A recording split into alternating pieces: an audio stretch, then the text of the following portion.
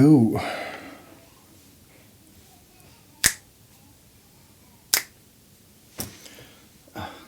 Two different angles. Anyway, so what I want to show you guys, seeing as people enjoy these kind of videos, is I've spent a little bit of money, and when I say a little bit, I mean a lot in total, but there are things that I've bought which aren't the most expensive. In actual fact, some of them are the cheapest you will find, and I've bought them for a particular reason. They do a particular thing. So last week, we did the TC Electronics fireworks, and today I'm just going to take you through my Ultra Gain Pro from Behringer. All of these things you see here are Behringer products. The top one is what we'll be featuring today, which is a mic preamp. The middle one is basically my audio interface, and the one at the bottom we can call an extension of that. Alright, what you can see by this top module over here is that there are two parts, so one channel, another channel, and we are only going to be focusing on this channel over here. They are identical, so it's not necessary for us to do anything else. I'm going to lock this focus. Oopsie, I locked it and I moved it. Let me put that back, and there we go. Okay, so what we have is mic gain, frequency, so this whole thing from the frequency to the bandwidth, this frequency over here is a low cut. Let me just double check that I'm on the right thing. Oh, I'm actually not, I'm on the wrong one. So let me, screw it, let me just do this, okay? And I'm just going to refocus that. Boop, boop, boop, boop. So what you have here is the mic gain. So unfortunately my mic is here, so I might sound a bit strange every time I move on off the line of the mic. There's the mic gain. Next to it is the frequency knob, which is for a low cut. You can hear if I'm speaking, and I turn this up and up and up. The low end of my voice will basically disappear, and then it will come back if I turn it all the way down, and I can disengage it over there. So the next thing, which also says frequency, is actually just the frequency setting for the EQ. So this EQ is on. If I switch it off, you should hear a massive difference in my voice. And when I put it back on, that there is the EQ that's engaged. So right now what I've done is I've set the frequency to 101 kilohertz. So that would be 1100 hertz. The bandwidth is quite tight. That would be the next knob over there, which is set to 1.4, and the level of the EQ there. So that frequency, how much we are attenuating it or boosting it. Attenuating means taking it away, boosting means making it more. That frequency knob over there only goes from 100 to 2K, and as we all know, the frequency spectrum goes, for the most part, that we work in, goes all the way to 220 and above. Some headphones and things stipulate 46K. We can't really hear that high.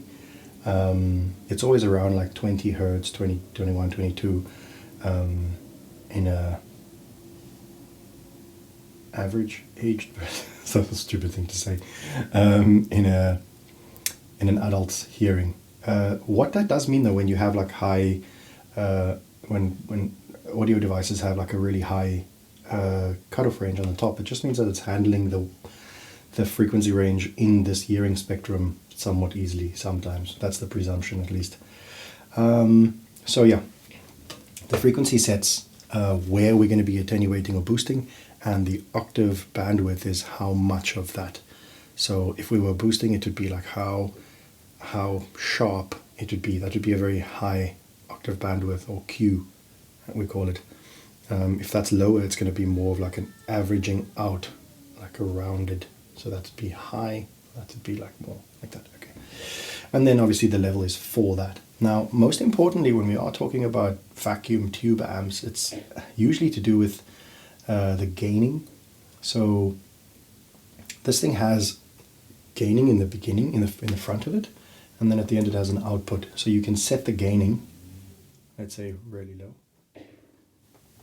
It's really low, and then set the volume really high, then that means I'd have to come like really close to it in order to get a full sound. Or yeah, if I were to take the volume down and turn the gain up, let's just balance out that volume, then now you see it's getting quite a bit of everything. All right, so what we can also do with something like this is we can turn the gain all the way up, and turn that all the way down. And basically what is happening is there is a sense of compression happening. Let me turn that volume all the way down. So even if I get really loud, it's not actually getting that loud as it would, because we're hitting like a makeshift ceiling. And you can see this in the wavelength, where the volume would get to a certain point and then it would stop getting louder. Getting louder is what I said. Let's take that back to where we had it, to about there. So yeah, basically that is what this does. Nothing more, nothing less in a sense. We can get finicky about this little bulb in here, which is where the sound is passed through. And that obviously affects what things sound like. I'm going to leave it there, and I think what I'll do is I'll just go through everything as we go. Why would I want something like this? Well, the sound is going from that into this one over here. I can turn this knob a bit and you can see it gets louder and softer. That's also a gain knob, but this isn't meant to be gaining things. This isn't meant to be boosting signal. It can, and this is why you see you have the option of a button over here on each thing that says a line signal or an instrument signal. And we can go into that another time, or you should maybe look that up. But there are two different gaining structures.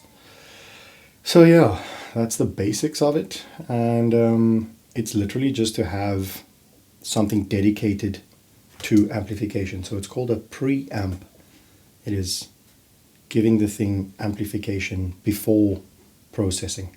And for that reason, you have the gain in the front, and then you have EQing, and then you have an out. So it doesn't really do anything more than just that. I'm going to just pan back to this other section over here and show you. Let me do auto. There we go. So I don't know if you can see that, but that says output. It says output there, EQ in. Yeah, in and out. So that's on and off. Then you have level.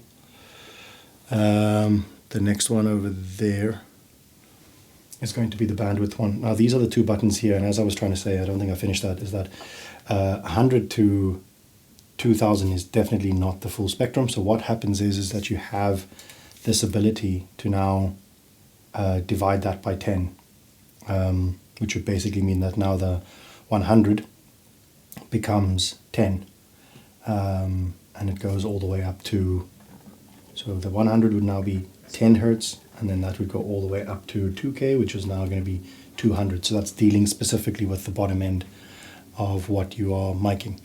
The other side of that is the times 10, which now makes this 100, 1000, and therefore the 2 will be 20,000. So then you're kind of dealing with that whole 10 to 20,000, or as we say, 20 to 20K, 20 hertz to 20K, which is kind of your important range, if you want to call it that. Yeah, so that's that. Let me just give you a quick run through the rest of here. So as I said, this is now the low cut. So that's all like the bottom end gone. I should probably turn this to there.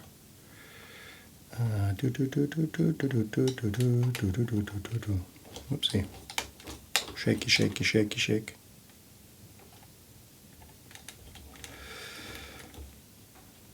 So over here, you can see that was the low cut. I'll take that off again.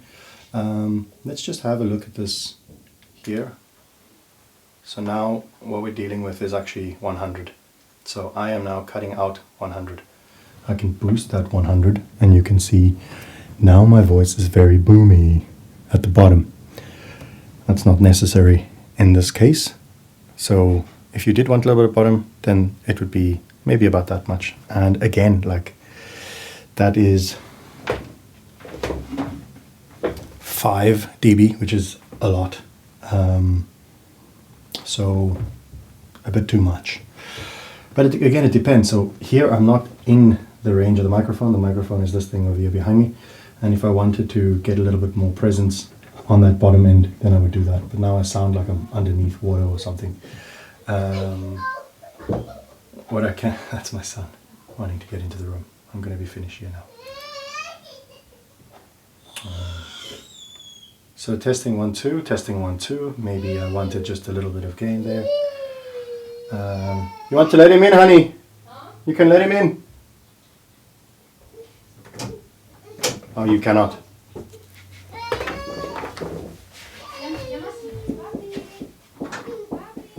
Come in. Yeah, so for the most part, what we have in this case is I can hear this microphone is obviously not faced at me correctly. So what I can do is I can turn the microphone, which is maybe the best thing to do. But more importantly, what I should be doing is listening to the sound, and the sound sounds very like I'm over the phone. So I know from experience that is usually around about 1K or 900, 800. So I can take that down a bit. Yeah, take that down a bit, and now it's sounding a little bit better. It's still not the best thing. I mean, because the best thing is going to have the microphone faced at you. Yeah. No? What? Yeah, so what we can do is we can maybe just lower that a bit or make it tighter. So we get this sound. I'm turning my head to the camera now, and yeah, you can see basically it just allows me to adapt my voice and what I am doing. Whether I'm singing or whether I'm making a documentary or whatnot, that's that. And now, because I'm using this microphone and I'm not using my computer because my computer is broken, I can do this, and then you will get me on the right, and then now I'm mono because my computer is not doing that for me. Oh, computer battery, what did you do to me? You let me down. Okay, the end.